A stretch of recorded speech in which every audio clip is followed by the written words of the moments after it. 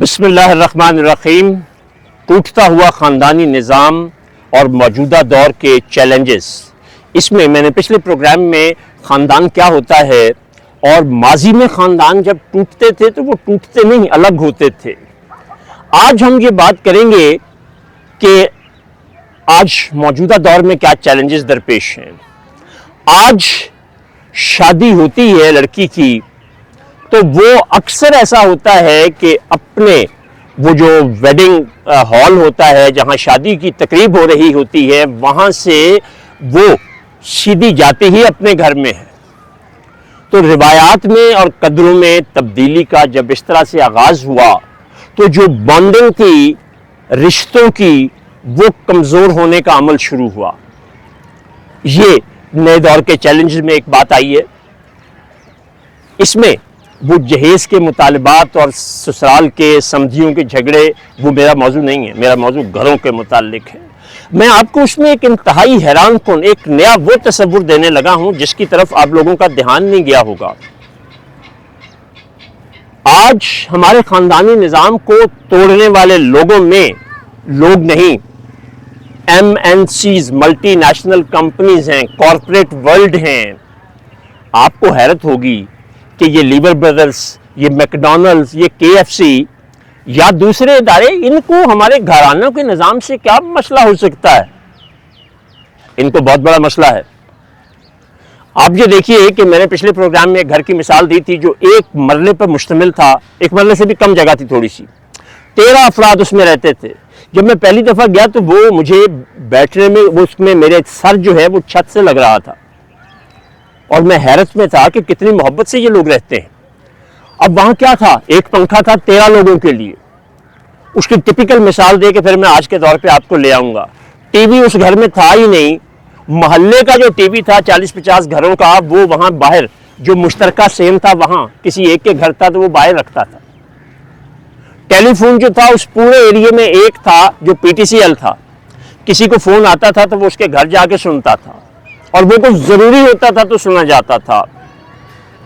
تو پھر ایک فون سے تو گزارا نہیں ہونا تھا، ہر گھر میں سب کے لیے الگ کمرہ ہوگا تو الگ پنکھا بھی ہوگا، الگ AC بھی ہوگا، پھر LED بھی الگ ہوگی، اتنے بلب اور آئیں گے، اتنی ضروریات اور بڑھیں گی۔ تو آپ اس چیز کو ذرا دیکھیں کہ جب یہ چیز ہوئی تو پھر ہم ایک مکان میں ضرور رہتے تھے یا رہتے ہیں لیکن الگ الگ کمروں کے جانے سے ہماری اپنی دنیا الگ الگ ہو گئی۔ اس کے بعد پھر یہ سیل فون جو آیا، پہلے گھر میں ایک فون ہوتا تھا، بہت زیادہ کہیں ہوئے تو 1-2 سیٹ ہوتے تھے۔ اب گھر میں اگر ملازموں سمیت 20 لوگ ہیں تو 20 ٹیلی فون کم از کم موجود ہیں، اور اس کے اوپر جو اخراجات ہیں وہ پیسہ کمانا تو ہے، کہیں سے آنا تو ہے۔ تو ان چیزوں سے کیا ہوا کہ ہمیں وہ ایسے چکر میں ہم آ گئے کہ پیسہ کمانے کے لیے ہم گھر سے باہر رہنے کا دورانیہ بہت بڑھ گیا۔ جو وقت میں نے اپنے بچپن کا یا میری اپنی جوانی کا جو اوائل زمانہ تھا اس میں یہ بڑی سختی سے لڑکیوں کا تو تصور بھی نہیں تھا، لڑکوں کے لیے لازم تھا کہ وہ مغرب سے پہلے گھر میں موجود ہوں گے۔ تو جب وہ مغرب سے پہلے موجود ہوں گے تو کھانا گھر میں کھائیں گے، وہ باہر سے یہ جو پیزے اور باقی چیزیں ہیں ان کا سوال ہی پیدا نہیں ہوتا۔ پھر باہر پھر کے جو خرافات کرنی ہیں ان پہ جو اخراجات آنے ہیں وہ نہیں ہوں گے۔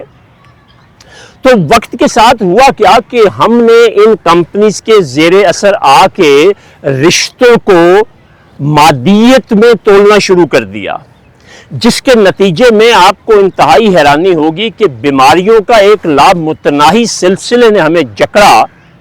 اتنے ذہنی بیماریاں، اتنی جسمانی بیماریاں بڑھیں، اور کیا ہوا؟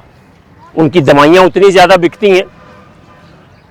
جن کی عمر 60 سال سے زیادہ ہیں وہ بہت اچھی طرح سے میری بات کی تصدیق کریں گے کہ یہ اتنا بڑا لاہور، ایک میو ہسپتال، گنگا رام، گلاب کی دیوی، جہان کی دیوی، لیڈی ویلنگٹن، بس اس کے بعد ہسپتال ہی ختم ہو گئے تھے۔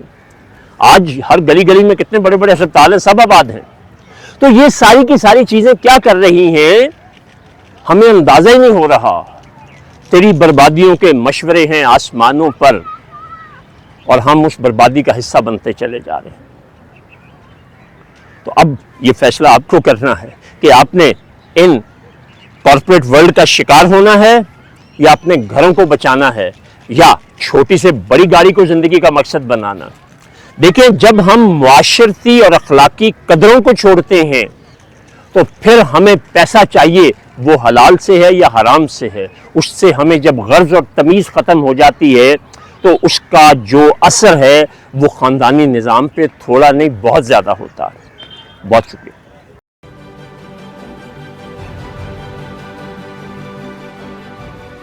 عکس، سچائیوں اور حقائق کا عکس.